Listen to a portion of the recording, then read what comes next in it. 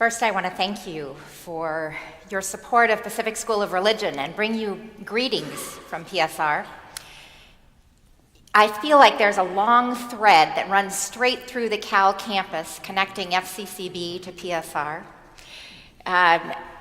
Sometimes we have to take our cars, and I know your parking pastor, Imari, so well that he knows my car, and he makes me feel very much at home when I'm here, and no doubt several of you know the parking attendant at PSR as well, and we are so grateful for all of your support and friendship and connection over these years.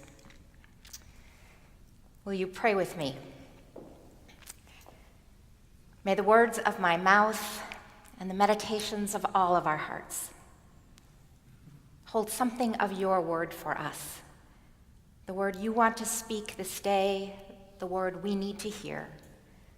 O God, our strength and our Redeemer. Amen. I am a United Methodist minister. I'm also someone who has spent a lot of time working at revitalizing that church and denomination as it struggles with declining membership and worship attendance and vitality, like almost any other denomination we could name. But I say all that simply as background for my confession to you today, which is that I come to this pulpit with severe slogan envy. Who thought of that line, "God is still speaking"? And why wasn't that person a Methodist? What a great, smart, intriguing way of bringing the church to life. And there's that cute little comma at the end. It's so great. No doubt that you have explored the meaning and power of that saying many times. But today I want to bring a slightly outsider's voice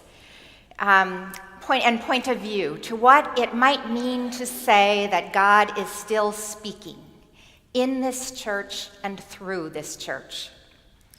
How is it that God speaks? What is the voice that God uses? What does it sound like? Would I recognize God's voice if I heard it? There are some voices that we recognize immediately. Have you noticed how familiar the iPhone's voice of Siri has become in our culture? It's really quite a remarkable thing, and we can probably chalk it up to a great marketing campaign. I don't even own an iPhone with Siri on it, and I know her voice. And she is such a character, isn't she?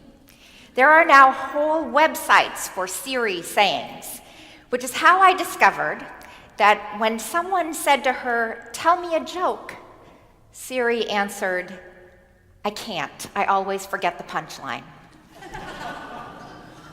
And when a phone holder asked her, "What's the best phone?" Siri answered, "Wait, there are other phones?" But listen to this. People have asked Siri, "What's the meaning of life?" And she doesn't always say the same thing in response. These are some of the answers she's given. "What's the meaning of life, Siri?" "Try and be nice to people. Avoid eating fat. Read a good book every now and then. Get some walking in and try to live together in peace and harmony with people of all creeds and nations." That's Siri being serious. Sometimes she says, "I can't answer that right now, but give me a very long time to write a play in which nothing happens." And my favorite answer to the question, "What's the meaning of life, Siri?" "All evidence today suggests it's chocolate." You start to feel as though there's a personality in there, don't you? Somehow, with no small amount of scientific and technological genius, Apple has created something that is more than just a canned voice and a script of pre-recorded lines. And in a way, I think this is what we are trying to convey when we say God is still speaking. We mean that God is alive, moving, responsive, not contained entirely in the words of a book completed thousands of years ago, even with all the value that this book holds. We mean that there are new conversations in which God is an active participant, new situations and conditions about which God has something to say. Like Siri, but there's a difference. The robot named Siri is a disembodied voice. No face, no body, no actual personal presence in the world. And that is not what God has ever intended to be. At the very center of the Christian story is a God who chooses to live in a body. For a single lifetime in a human body we call Jesus, and then forever after in a body we call the church, the gathering of we who come together to remember and to be the body and the voice of God. The text Meredith just read from the Gospel of Luke is one you no doubt have heard before. Some version of the story of Jesus' last evening with his disciples appears in each of the 4 Gospels. And each of these stories is told in a way that suggests that Jesus had given substantial forethought, a measure of planning to how he wanted this evening to go. This meal was not a random, hey, are you guys hungry sort of event. Jesus gathered his best friends together with intention. On this night before he died, he said to them, "This is how I want you to remember me." And then he took a loaf of bread, the very everyday staple that was part of every meal they ate, and he handed it out to them. "Every time you do this," he said, "every time you sit together for a meal, every time you break a loaf so that you can share it with someone else, every time you eat the ordinary stuff that you depend on for nourishment, remember me. See me, remember me, hear my voice again." Now, we've gotten so used to this communion tradition and these words that they have mostly lost their power to surprise us. But think about it for a moment. What does it mean that the one we understand to have been the embodiment of God with us wanted his followers to remember him, to reconnect with the essence of who he was in the everyday act of eating bread, the most ordinary food of just about every culture in human history? Think with me for a moment about the alternatives. Jesus could have left a treatise with all of his teachings, his words, documented in clear and uncontradictory way. But he didn't do that. He could have said, "Go pray and meditate until you are lifted out of the messiness of everyday life into a heightened spiritual awareness, and you'll find me there." He didn't do that. He could have said, "Become martyrs in this life. Sacrifice yourself for some bigger cause, and I'll meet you in heaven." He didn't say that. He said, "Meet me every time you eat. Every time you do that concrete, everyday, ordinary act of putting food inside your body or someone else's body." Jesus said, "I'll be there." In that act that requires hands and bodies and stomachs, the stuff of real, actual, material life, remember me. This is no disembodied God. This is a God who wants to be known, who is heard, not by removing ourselves from the reality of human life, but in the midst of it. There's a story that was told shortly after 9/11, so you may have heard it before, but if you have, I hope you will hear me tell it again as one of the foundational myths of our time. It's another story about finding God in a piece of embodied material life. In May of 2002, a Kenyan student named Kimeli Nyoma, who was studying at Stanford, went home to Western Kenya, where he had grown up as part of the Maasai tribe. He went home so that he could take part in a ceremony by which he would graduate from being a warrior of his tribe to being an elder. Kimeli had been visiting New York and had been at the United Nations on September 11th, the year before. And when he went home to Kenya, he told his family and the senior elders of his tribe, with some shame, that although he knew himself to be a warrior, he had run away from the World Trade Center along with everyone else, instead of turning into the battle and fighting as he had been raised to do. Many of Kimeli's people had never heard of 9/11. But as he told the story of what happened at the World Trade Center, and the story spread around the tribe, they felt sorrow and compassion for the people in the United States. And so, in their own custom, in times of great sorrow or great celebration, they decided to give the people of the United States a gift, a cow. In the Maasai tribe, a cow is the most precious property you can own. They believe a cow can bring great comfort to its owner.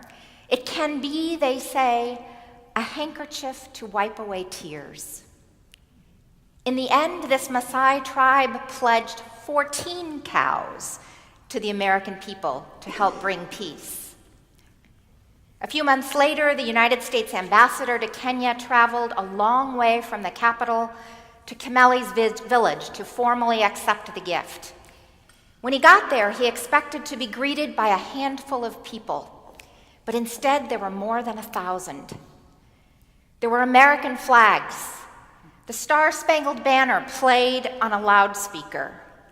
People in the crowd held up banners that said, "To the people of America," and "We are touched by your loss," and "We give these cows to help you." It was lovely. But there was a hitch. The herd was worth much less than how much it would cost to ship it 7,250 miles back to New York City.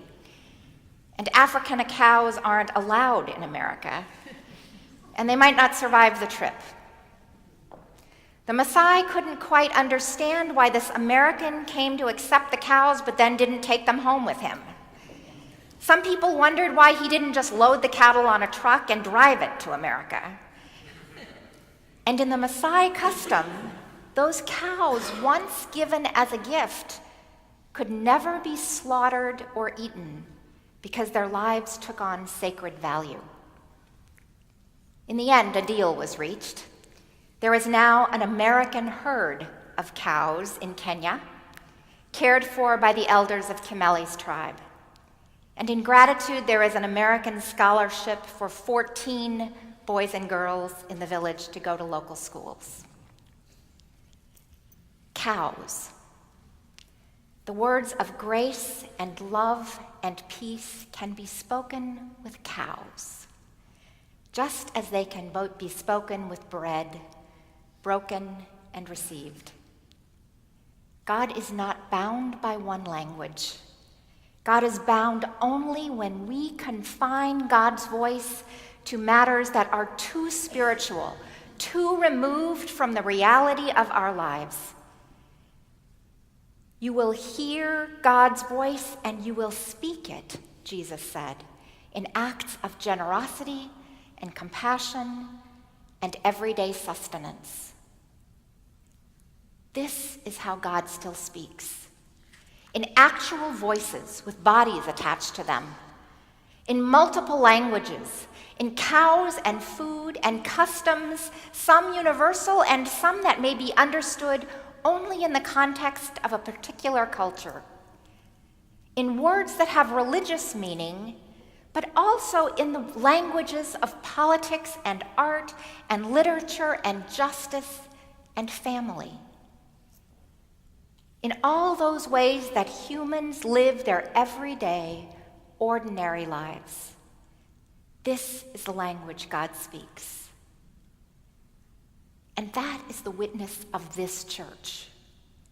First Congregational Church of Berkeley reminds everyone in this community, across the campus and all over the Bay Area, that God's voice is not confined to otherworldly, spiritual-sounding speech.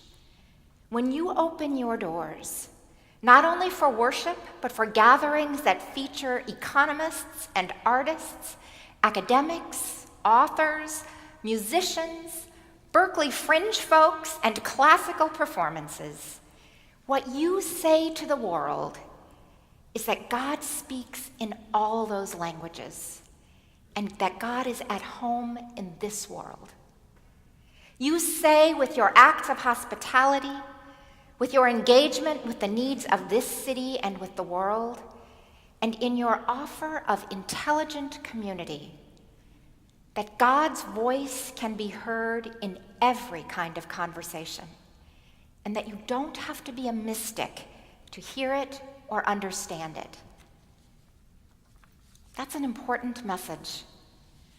For many people, the way this church weaves together faith and justice and compassion with culture and intellect creates the only path that will ever feel truly inviting. To open this path is FCCB's work, its calling, its ministry. It is the voice of God, speaking in the language of this city, this community. This is the work that you are being asked to support as you pledge your commitment next Sunday. Giving money is very much like breaking the bread you hold in your hands and sharing it. It can hold just as much power and meaning as giving a cow can mean for peace. This is how I want you to remember me, Jesus said, in the ordinary currency of life.